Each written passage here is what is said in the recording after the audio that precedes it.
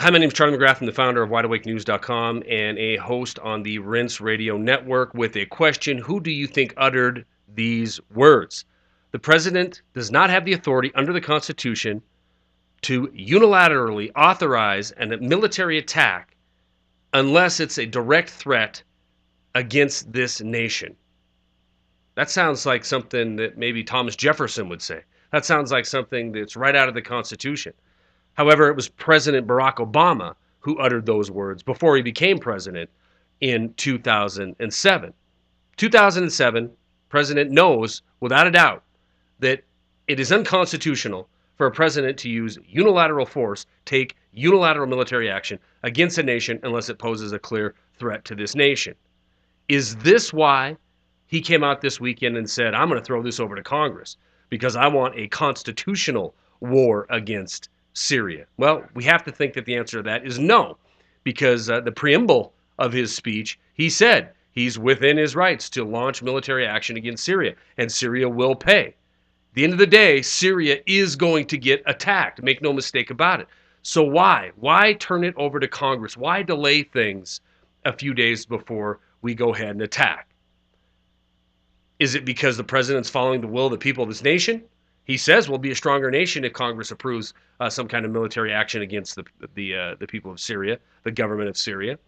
Well, if that were the case, we'd have been out of the war business for quite some time, because it's a nation that is war weary, a nation that is war weary, fighting a war on terror against an enemy we can't see, against a nation that can't be defeated, against an enemy that cannot surrender.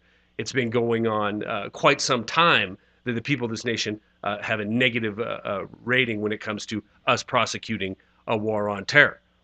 Is it because suddenly he wants to follow the Constitution? Obviously not, or he wouldn't say that he has the authority to do this. Is it international pressure? There certainly is a lot of pressure when you consider Britain, their parliament has voted down any military action, and you have the president of Russia, when you have Putin coming out talking about it's absolutely nonsensical that Assad would use chemical weapons, and it just never happened.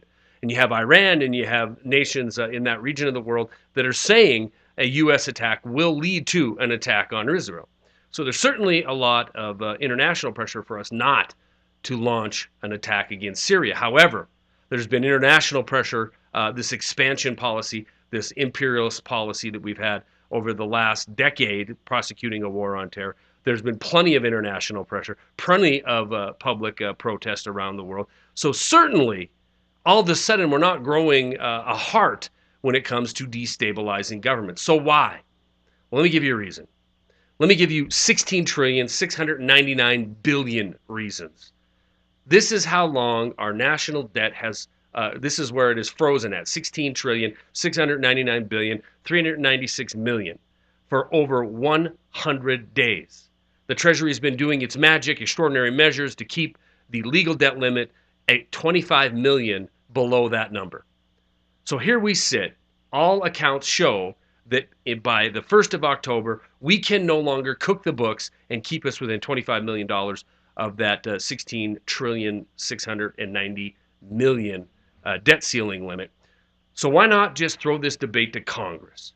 Because Congress, the blue team and the red team, are going to have a hard time saying, nope, we're not going to bump up the debt ceiling, we're not going to pass supplementals, we're not going to increase the amount of pain and suffering financially that's going to be put on the people of this country going forward while we're at a time of war. Spread the blame, increase the debt ceiling, start launching $1.5 million Tomahawk cruise missiles. You see, this was a brilliant move by the administration. Spread it out to the people of this nation. The representatives go for it. Well, then guess what? The people went for it.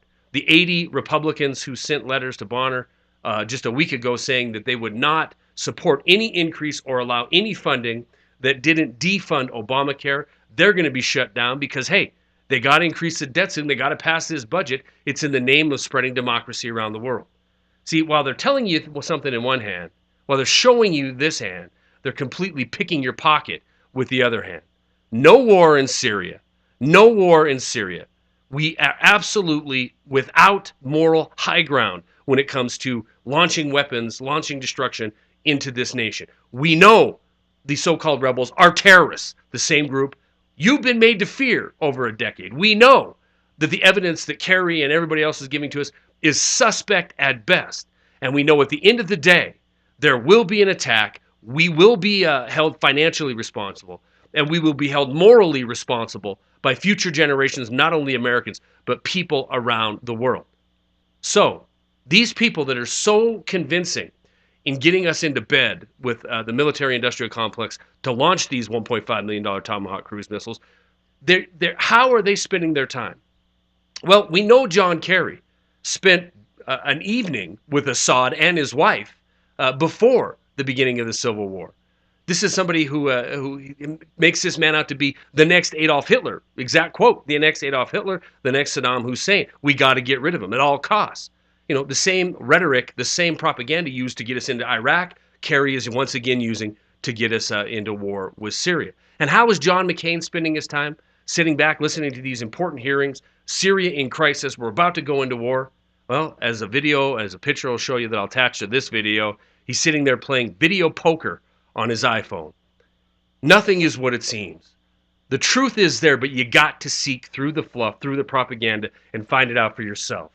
We're not throwing this to Congress because we want the people involved, because we want the Constitution to work. We're throwing this to Congress so we can make an excuse to put more financial burden onto the future of this nation's back, onto your back. It's time to wake up and realize the truth. Stories are attached. That's all I got.